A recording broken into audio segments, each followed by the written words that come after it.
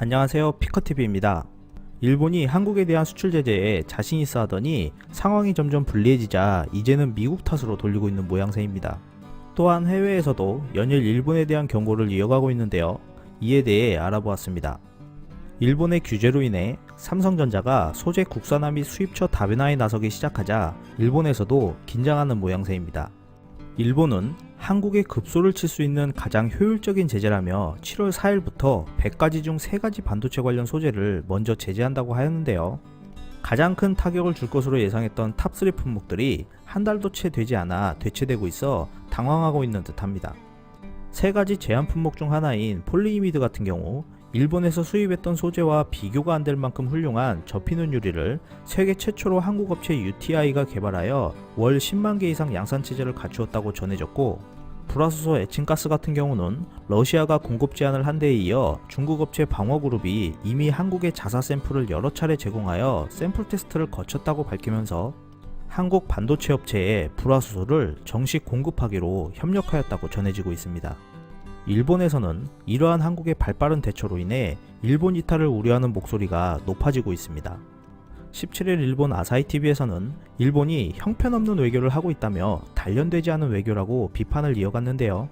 12일 열렸던 한일 양국 간의 실무회담을 위해 준비한 회담장을 예로 들면서 재킷도 입고 청소도 좀 해두고 의자도 좀 정리해두었으면 좋았지 않았겠냐며 비판을 이어갔습니다. 또한 동양경제 온라인에서는 미국의 무관심이 최악의 사태를 초래했다며 이러한 사태를 미국 탓으로 돌리기 시작하였는데요.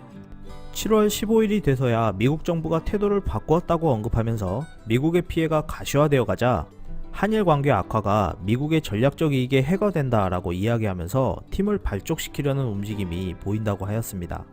반대로 해외에서는 일본을 연일 비판하고 나섰는데요. 일본의 무역전쟁이 트럼프가 실행하고 있는 정책들과 흡사하다면서 이는 신뢰관계를 심각하게 훼손시키는 일이다 라고 하였습니다.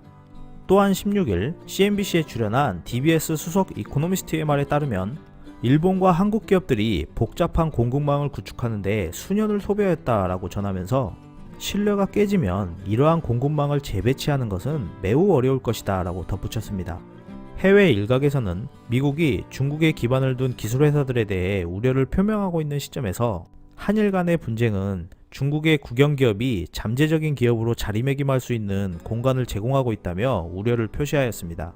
이러한 한일 간의 사태로 인해 해외 언론 및 분석가, 심지어 일본 내 언론까지도 비판의 목소리가 높아지고 있는데요. 이러한 상황에서 일본이 추가 보복으로 이어질지 장기화로 이어질지 귀추가 주목되고 있습니다. 끝까지 시청해주셔서 감사합니다. 유익하셨다면 구독, 좋아요, 공유하기도 꼭 부탁드립니다.